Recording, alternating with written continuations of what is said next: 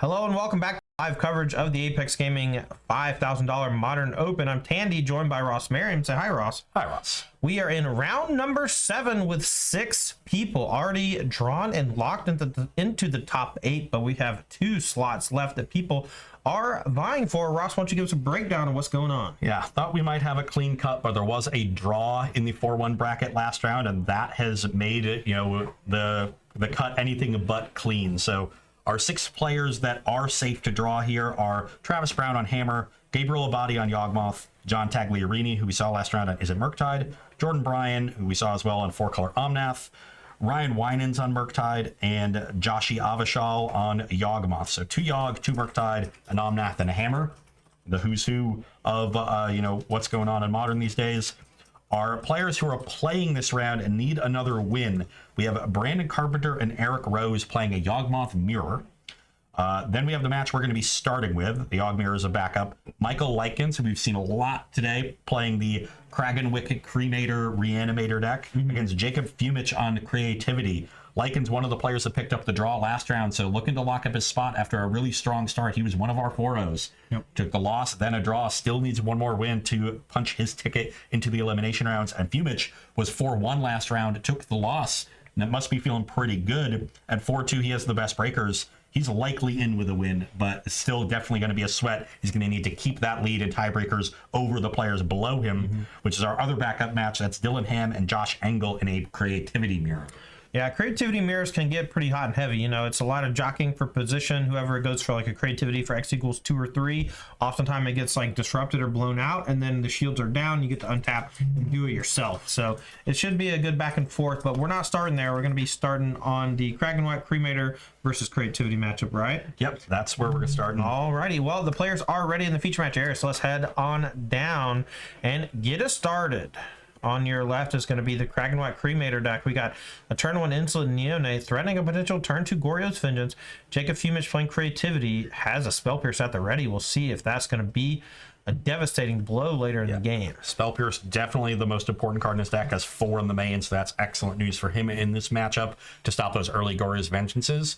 One thing to note here, we've seen Likens play against Tron and Hammer earlier in this tournament, 2 decks whose mana bases really don't deal themselves a lot of damage. And that's a little awkward when you're dealing this big chunk of 15 or 18 with a Yargle or an Emrakul. But Fumich's deck, Creativity, does itself a lot of damage with a bunch of fetch lands and shock lands. So 1 hit off of a Goryo's Vengeance or a Kragenwhite Cremator should be enough to end any game. Yeah, for sure. All right, so no play on turn 2 for either player. Michael Likens here going to jam on in with the Insolent Neonate. My guess, going to go ahead and activate Urza Saga a couple times. Maybe go get something like Underworld Cookbook, which you can use as a discard outlet for later. I know that when we were talking about his deck earlier in the day, not a whole lot of Urza Saga targets, to be honest. Just the 4 cookbooks in the main. Has a few toolbox cards in the sideboard, though. Okay. A land that can turn into a discard outlet via Finding Cookbook is pretty sweet. I like the addition of Urza Saga to the shell. Yeah, sometimes I imagine you just play it on turn 1, because then on turn 3, you'll probably have enough mana to float and find your discard outlet and just kill them with Goryo's Vengeance. All right, well, Likens here are going to go fetching Blood Crypt, shocking down to 17. That's going to allow him to activate Urza Saga. Maybe leverage this land for a little bit of pressure and force Fumich to tap out, and then maybe Likens will strike and play around that Spell Pierce. The real question is, how often does Likens strike twice? How often does Likens strike twice? Is that what you said? Wow. See, I get it now. I get why you made me jump. I get it. We're getting to that part of the day, Todd. Yeah. All right. Back Likens' way. Again, we are in round 7. We have 3 rounds of top 8 to bring you after this round. Likens on your left, 4-1-1. Fumich on your right at 4-2. The winner of this likely going to squeak into 8th place no matter what happens. Likens 100% in with a win. Fumich, it's not 100%, but it's likely. Okay. All right. So Likens here in the tank. Chapter 3 of Urza Saga on the stack. Can float mana or activate. Gonna go for making a Saga token. Now, Saga gonna go looking for that Underworld Cookbook, and then maybe we're gonna main phase the activation, so we attack for a little bit more damage. Sure. Yeah. Get in for put the Multani where it's supposed to go. The freaking graveyard. So if you just attack for 4 this turn and you make 2 artifacts, you have exactly lethal next turn. But if you get the extra point in this turn, then you don't need the Insolent Neonate necessarily. Okay. Could be relevant against We know a Red Fumage 6. has access to a Leyline Binding in hand right now. Could go for that. Yeah, it'd be a 2-mana binding. All right, looks like we're going after the cookbook. I guess, I mean, there's already a discard outlet on the table. I'm not sure that I like going after this instead of the Urza's Saga token, but Fumage here valuing that Underworld Cookbook greatly. And we're going to go ahead and make a token off the cookbook, and that's going to keep the Saga tokens fresh, nice and large. And no Supreme Verdict in Fumage's deck that this could be have been a signal for. He's setting up, but yeah. All right, Shock turned Overgrown Tomb. What do you think he's got here for 1 mana? Could have a bolt Off the Overgrown Tomb. Oh, for Lycans? Yeah, I don't know. No idea. Okay, we get to untap. I think Lycans turn. just doesn't care about his life total, and he knows his opponent doesn't know exactly what's in his deck, so might as well put the fear in him. Okay, draws for turn. Has quite a bit of pressure. The hot dog token is a food. The blue tokens are Urza Sagas, and then we have Insolent Neonate. This is going to be a swing for 7. See what Fumage does here. Going to be another Leyline Binding. This time I'm going to go after one of the constructs. Okay. So now we're only taking 3 here. So we've dealt with most of the pressure at this point. Go down to 10. And Fumage's continuing to hold up that Spell Pierce. Looks like it has a second one. And I see an Archon and a Creativity. So the land here is pretty welcome. We can just go for a Creativity for 1 with Spell Pierce up. Yeah, I think that's a pretty reasonable play. You can use Boseiju as the colorless mana for the X equals 1. Thanks to Jetmir Garden, the previous couple of lands, we have enough mountains so that the Door of Mines turned on. And here we get to go for the namesake card. Indomitable Creativity. Now, the question is Lycans at a spot where he wants to be discarding cards because he's trying to set up a Kragenwick Cremator? Maybe. Oh, has the bolt for in the response dwarf to the dwarf. and enough mana to pay for the Pierce. And that is devastating for Fumage. He really doesn't have much else going on. Yeah. And this is not the way I thought Lycans would be winning this matchup. Playing this small ball game, that's the game that Creativity is good at playing. Right. I thought he was going to win by setting up fast combos or, Kragenwicking when Fumage tapped low for a Creativity. But it looks like Urza Saga plus Lightning Bolt still just good enough. Now, I wouldn't be surprised if Lycan wanted to main phase the Neonate. An untapped land allows him to cast Kragenwhack Cremator, and I imagine there's some chance that it just kills Fumage if it resolves. Fumage finds a fetch land, which can be another door of mine. Even if you don't get anything off the trigger, you still get a 5-4, and your opponent is at 5. Yeah. All right, here's a big turn for Fumage. Finds a door of mine off the fetch. Gonna get that token. Let's see if he has another way to cheat a big creature into play. Do you have a second? I didn't think he had a second Creativity. He might have drawn it for turn. I'm not sure. Yeah, He does. Okay. Yeah. All right, we have I got a another second bolt. Lightning Bolt. Well, tit for tat, bolt for bolt. Creativity number 2 down, and Fumage shaking his head, just thinking like, these Spell Pierces, man. Honestly, I'm not a big fan of them in the Creativity decks. When they're bad, they're really bad, like right here. Yeah, really a card I potentially overrated in the matchup, but I tend to agree with you. I do think the card is a bit overplayed. I wouldn't want to play 4 of them. All right, we're going for the Yargle discard. We drew. Looks like a thought. Yeah, so now we get to just see if the coast is clear, like a Leyline Binding or something. 2 Spell Pierces, so I guess you just have. So there's looks like no black sources on the side for Fumage. Doesn't seem like. 2 Dora Mines, a Boseiju, a Steam Vents, a Jetmir, and the Ketria. So maybe taking one of the Spell Pierces is okay. Yeah, you're just not worried about the Archon. I mean, the hand's pretty bad overall. You're deciding between a bunch of bad cards, but... All right, do you go for Gorios? Do you have any other cards to play? Lightning Bolts and such? You gotta just wait. You can draw an untapped land and go through the Pierce. If he has, like, 3rd Bolt in hand or something, he could go, like, Gorios here, force the Spell Pierce next turn, just, like, Bolt upstairs. I don't know. Let's see if Fumage can get there here. Don't know what he can draw at this point. Bolt for the construct. Okay. It's not a bad start. Now you've got time, potentially. What is in Lycan's hand? So many cards still. I don't know. It looks like a bunch of Kraken White Creamators. Just no fourth Yeah, land. just stuck on... Oh my god. Is this how the... Stomping Ground. Still no Black Source, so Fumage here. Now we're going to go for end of turn Boreos. That makes two of them. Yeah. You got to pierce it, otherwise you're dead. So... Yeah. Okay. Tap draw. Do we have the second Gorios? Looks like we do. Yeah, just second Gorios. Okay. Bing bong. Got him. Okay, so we ultimately did win with a combo. Yes. The small ball came up a little bit short. The Goryo's Vengeance into Multani when your opponent's at 3. the most overkill we've seen all day. Go to negative 15, minus 15. Please. All right, so as our players here are going to be moving to sideboard, I'm going to have Ross take a look at their decks and give you all his expert analysis on what he would be doing in the match. I'm assuming you're starting with Fumage. Yep. What's going to be happening over there? We got 3 Change the Equation, 1 Elish Nord, Mother of Machines, 2 Flusterstorm, 1 Hallowed Moonlight, 2 March of Otherworldly Light, 3 Nature's Claim, 1 Plains, 2 Veil of Summer. I like the Change the Equation. It actually counters both Goryo's Vengeance and Kragenwick Cremator. Nice. Those are the 2 key cards, so I would have that in my deck. It counters almost everything else, right? It even counters Multani and Yargle if they hardcast it somehow. Sure. The 6-mana card. So basically just 1 and a blue counter spell in this matchup. So I definitely like those. I like the Hallowed Moonlight. It's very good against Goryo's Vengeance, and if they're not on a Goryo's plane, you just cycle it away. The Veils, it would depend on what Fumage knows of this list. Are there Thought Seasons coming in for me? Well, we saw Thought Season game 1 already, right? So I think Veil just comes in naturally against Thought Season decks no matter what, but maybe not. Maybe it's not worth.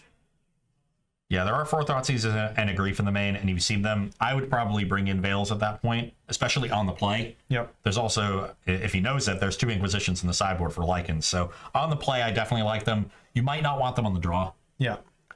It's pretty neato that Inquisition can steal creativity because its mana value is just 3 from red X. So looking at Lycan's deck list, we've got those 2 Inquisitions of Kozilek, 1 Pithing Needle, 1 Pirate Spellbomb, 2 Nile Spellbomb, 1 Haywire Might as additional Urza Saga targets, 4 Leyline of Sanctity, 3 Fatal Push, and 1 Boseiju who endures. I think I would bring in the Boseiju as well as the Inquisitions. Boseiju being able to hit a Leyline Binding on Multani and Yargle or Emrakul could be game changing, and it's just a land, so very low opportunity cost card to bring in this matchup. You're definitely going to bring, I would say you definitely want to bring out these Lightning Bolts, but he drew both of them in game 1 and they were both awesome. Yeah, stellar. All right, well, as these players continue their sideboarding and shuffling and mulliganing for game number 2, I want to take this time to shout out our sponsors here. We have Ultimate Guard just packing us to the gills with all this sweet swag. All of our AIQs are giving away tons of Ultimate Guard product, including the Sidewinder deck box, 2 boulders, 1 pack of Katana sleeves, 4 packs of the Cortex sleeves, and the big boy, the Archive, to first place. And that's for every AIQ. So if you're a fan of the Ultimate Guard products, maybe tell your local game store to look into running an AIQ, and you can find more information on all that stuff at apexgaming.gg. That'll also be where we post our top 16 lists at the end of this event, where we post most of our deck lists. apexgaming.gg. I said it again. Do it again. All right, as these players are continuing to shuffle, would like to also shout out G Fuel. Thanks for keeping us hydrated and awake. This has been a long day already, and we still got 3 hours to go. And also thanks to Wings Etc., the place that keeps us fed after the event's over. Appreciate you. Okay, shuffling up for game 2, and Lycans, as we said, one of our players who started this tournament 4-0, and has stumbled here in the last couple of rounds, picking up a loss and a draw when all he needs is 1 more win to lock his spot in the top 8 with probably the most unique deck in our field. So great to see this deck doing well. And I like that it has the multiple powerful engines, 1 using the graveyard, 1 not. And then Urza Saga gives it that backup plan. And Urza Saga is what allowed Lycans to keep playing in that game, almost took it down single-handedly. Such a powerful card, acting as a tutor in a lot of decks for their unfair plan, whether it's finding Amulet or finding a Mox Amber to go off with Grinding Station, and then allowing all of those decks with unfair plans to have this innate fair plan at the cost of a few spots in their mana base. All right, well, players here are drawing their opening hand for game number 2. Lycans with his Creanimator, Creanimator Reanimator deck. Did win game number 1 in fiery fashion thanks to a couple lightning bolts to stall out 2 creativities. We are both keeping, and Lycan starts off with a Leyline of Sanctity. That one's actually really nice against Archon of Cruelty. It actually shuts the ability down completely. I don't think you can target yourself with Archon, so it really just stifles the ability both on the ETB and the attack. Very similar to there was a couple cards people were using to give themselves protection, like Veil of Summer and stuff. Very similar to that, I believe. Yeah, it is a target opponent ability. So, I mean, I understand the reasoning. I think that's a little bit too cute, unless he only brought in 1. I would support 1. All right. Well, we go for a turn 1 cookbook. That gets tagged by a Spell Pierce from Fumich, and now we're going to go back his way. We're going to be looking for something like a Red and 6 on turn 2, maybe anything to get a foothold on the board. Just a Steam Vents and a pass, though. I see an Archon and a Fable in Fumich's hand. And there's a Saga to start playing this fair game. Ooh, I need the Dice Police. We need to get Bricker on the job. We need to get Dice Police in there. Thank you. I think there was a Red and 6 in Fumich's hand, but because he had to fetch the Steam Vents to Spell Pierce on turn 1, he was left with just 2 Steam Vents. Yeah. All right, here comes another cookbook. So we got 1 cookbook, 1 Fire Spell Bomb, and then the other cookbook is in the graveyard. Technically, Lycans, I'm gonna have to have a chat with him about placement on the mats. I don't know if Fumich kept just Mountain Steam Vents or Mountain Fetch and didn't have the other Steam Vents. But if he did, he could have just had Steam Vents on turn 1, kept the Fetch, and had Red and 6 on 2. He'd be in much better shape. Yeah.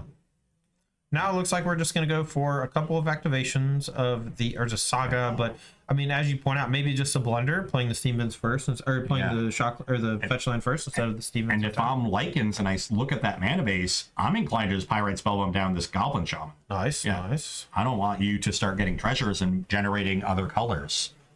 Okay, anything to do with the mana? Gonna have a little bit of Urza Saga Rot here. Yeah, actually, there's an uncastable. We do have another Fable. Is that another Fable, it looks like? I don't think so. I think it's a Bolt. Yeah, so now Fumich here just stuck on this very awkward mana base. Well, in Chapter 2 on the Fable and do some discarding. Discards Red and 6 and Archon of Cruelty. Draws 2 copies of Creativity. No land to go with it yet. Yeah, that is another Fable. Okay, it does have the Fable, so maybe next turn, but that just leaves a shield down, and Lycans has a chance to just kill here. We'll see if he can find it. Yeah, this is definitely shields down. If he has like Okay. Bolt on the token. Nice. I see a Multani and Yargle. Me too. Okay. Floating or making a token. So what's Lycan's gonna do? Agor's Vengeance is lethal. Okay, let's see what he goes and gets. We know that in the main deck it's just Cookbook. He brought in a Spell Bomb. Perhaps there's a Pithy Needle or something similar. See what the find is off the Urza Saga. Yeah, could also find Haywire Might, but we don't even have a green source for that. Yep. Just goes and gets another Cookbook. Now, unlike most Cookbook decks, there's no Asmos in this build, right? Correct. And that means there's also no Daredevil. And so Cookbook is basically just an artifact-based discard outlet so that your Agor's Vengeances can turn on, and so you can kind of control your hand when you do resolve the Creanimator. Here's a discard. Do we have it? There's Yargle. Is there Agor's Vengeance? Are we banging for 18 here? There it is. Put him in the ground. Multani and Yargle bash you for 18. No text. All flavored text. All flavored text and 18 damage. Punching in the face. And Jacob Fumich with a little bit of a stumble ends up getting punked by Michael Lycans' Kragenwit Creamator deck, and Kragenwit Creamator cashes its check to the top 8, where he's going to win his share of that $5,000 purse. Minimum of $250 so far. Every win has a big jump in first place, $1,500. Fumich crossed out. Bang. Kragenwit Creamator crossed in. Down.